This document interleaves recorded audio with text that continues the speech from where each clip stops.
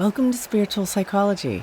My name's Renee McKenna, and I bring my 30-plus years as a recovering addict and ex-crazy person turned therapist and shamanic healer to bring you snackable teachings on spirituality, psychology, and all things personal growth. And today I want to talk about the 4,000 weeks of the average human life. And I came on this concept or idea through the book 4,000 Weeks by Oliver Burkeman. Now, Burkeman says that the average human lifespan is abysmally brief. Living to be 80 years old gives you around 4,000 weeks. And I personally think that 80 years is a pretty long time.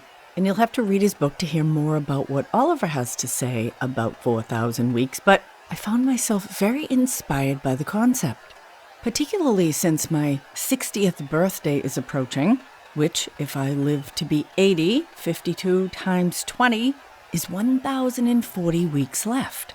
And although I'm not much of a numbers person, one of the really beneficial things about time and calendars is that they give us a concrete container for this very mysterious thing we call time. I moved to Manhattan about 20 months ago so that my daughter could finish high school here and we could have a girls' adventure together. She's going to graduate from high school in May and go off for the summer and then go to college in the fall. And that will be the end of my daily child-rearing responsibilities. Motherhood being one of the richest, most profound and life-changing experiences that I've had. And it's not over, but it's going to change dramatically in about 2 months. And one of the gifts of knowing that things are going to end is that it can offer us the opportunity to more deeply appreciate the remaining time that we have. It's one of the things about going on vacation. In fact, the first week that we visited New York, almost exactly 2 years ago now, when we decided that it might be an awesome idea to move here, is that I was incredibly present with the energy on the street, the beauty of the buildings, the magnificence of Central Park. And although I still try to appreciate those things every day that I'm here, I have to be honest, many times I take them for granted.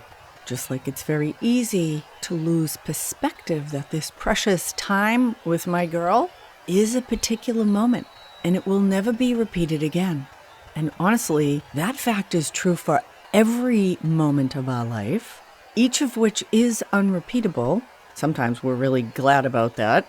But this idea of 4,000 weeks in a life, for myself, that I have hopefully a good 20 years or another 1,000 weeks, but there's no guarantees. And I recently did a podcast on using your time efficiently, number 205, Timecraft, Hacks for Productivity, because as a self-employed therapist, teacher, and content creator, my to-do list never gets done. And particularly as I move onto social media, I've been having a lot of fun with my new YouTube channel. It's exciting to get new subscribers, but how many is enough? When do I feel satisfied? What does finished look like? That's a very interesting question that a business coach recently asked me. And so most presently, I have these 2 months left of day-to-day living with my daughter, and I have, give or take, hopefully 1,000 weeks left here in this human form. And how do I want to spend that time? Because that's really what we get here in a human life, is we get the gift of some amount of time. And whether we're consciously aware of it or not, we have the free will to choose how we will spend it. And those choices of how we spend our time determine our experience of this life and how we positively or negatively impact or affect those we come in contact with and the larger system. Because we are all playing a role here. I think of my client Jason in Tokyo. I introduced him to inner journey work as a source and a resource for guidance, empowerment, and information. Really added to his personal Reiki practice. Brilliant young man, speaks 3 languages. His English was better than mine. His hobby was breakdancing, and he was a deeply spiritual, and my instinct is gifted energetic healer. But he worked a tech job, and although it was unfulfilling, it paid the bills. Tokyo is not a cheap place to live, and certainly fulfilled his parents' expectations for him to live a quote-unquote successful life, which for many people means working a job that they don't really care about, to pay for a lifestyle that's culturally approved, and to secretly hold dreams that may never come true. And through our work together, he came in connection with the spirits of nature, his own higher wisdom, and some potent Buddhist deities, including the goddess Tara, who encouraged him over and over again to step onto the throne of his own power and be the emperor of his life. And that was quite a horrifying and humbling idea for him. Japanese culture in general being very humble, much different than in America. But he kept coming up against a wall. And on the other side of that wall was spiritual engagement, connecting with nature, working with energy in these ways that he only did in his spare time. And the narrative that he told himself was that all of those experiences and activities that really made him happy, he would do those after he retired, once he had worked this unfulfilling job for another 25 years. And Jason himself introduced me to the Japanese concept of ikigai. And this is a Japanese term that blends two words, iki, meaning to live, and gai, meaning reason. And ikigai translates to a reason to live. And this concept encourages people to discover what truly matters to them and to live a life filled with purpose and joy. And tragically, many of us put that off into some distant future and waste many of our precious weeks here on meaningless tasks and draining day-to-day activities. And in our last contact, Jason had started to take classes in a more advanced form of energy medicine, and I think was preparing to tiptoe up the ladder and peek over that wall that was really of his own making. And I recently came on a very interesting media post about the 3 deathbed wishes of Alexander the Great. And Alexander the Great was only 32 years old when he died, so he only got 1,664 weeks. And if you don't know who he was widely considered to be one of history's greatest and most successful military commanders. He was king of the ancient Greek kingdom of Macedon, and he succeeded his father to the throne at the age of 20.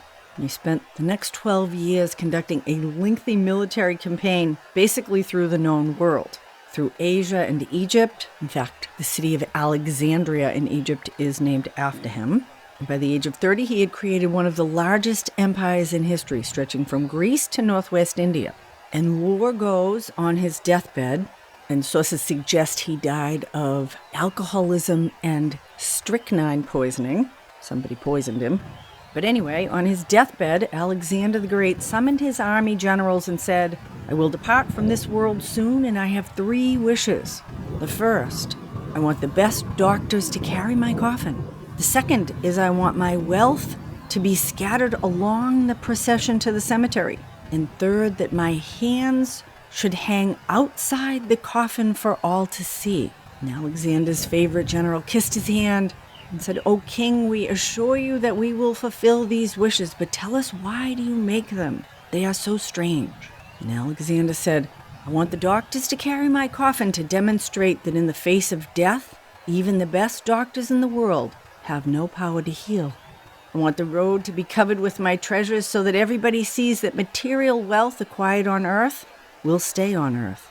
And I want my hands to swing in the wind so that people understand that we come to this world empty-handed and we leave this world empty-handed after the most precious treasure of all is exhausted, time." Great story. Have no idea if it's true, but it's worth repeating because of its wisdom. And I recall the story of John Murphy, nice Irish fellow, union electrician, worked for 35 or 40 years every day, got himself an excellent pension, good health care, fat retirement account, and he and his wife bought a big camper, and they were going to travel across the country. In the last 2 years that he was working, he talked all the time about where they were going to go and what they were going to do. And honest to God, within a month of his retirement, he had a heart attack and dropped dead right in the front yard. Needless to say, they didn't get to take those trips.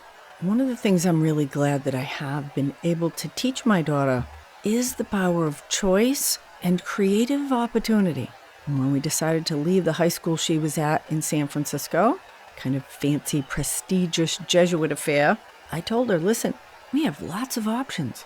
We can emancipate you and you can go off to beauty school and then get your GED when you're 18 and go to college. You'll always be able to get a job in the beauty industry. You can live with your dad and go to that big public high school out in the suburbs. Or maybe something else will happen. And on this vacation to Manhattan, I had the idea we could change everything and have a mother-daughter adventure. So I gave up my life in San Francisco, emptied out all the stuff, gave most of it away really, out of my 4-bedroom house. And we found a wonderful little school here for her.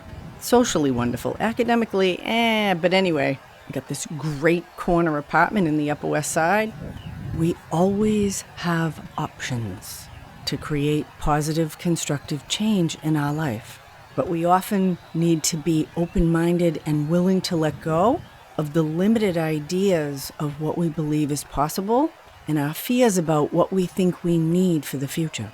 But the clock is ticking, and I'm going to tell you, I am definitely reconsidering my relationship with these checklists that I make for myself that are never completed, and spending even more time and energy doing the things that I really want to do.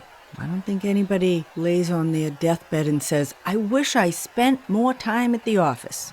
Life is not a dress rehearsal, and I encourage you to live as if your life depends on it, because ultimately it does. Thank you so much for listening. If you like this podcast, please share it with a friend. If you'd like to find out if a block of spiritual psychology work might benefit you in your life, shoot me an email, info@reneemckenna.com. We'll set up a free discovery call. Check out my free download, 10 ways to know if you need to do shadow work. And you can pick up a copy of my awesome shadow work journal if you want to start to do some inner work on those walls that keep you blocked from your own best life. Deep gratitude to my supporters on Patreon. Blessings on your path until we meet again. This is Renee LaValle McKenna for Spiritual Psychology.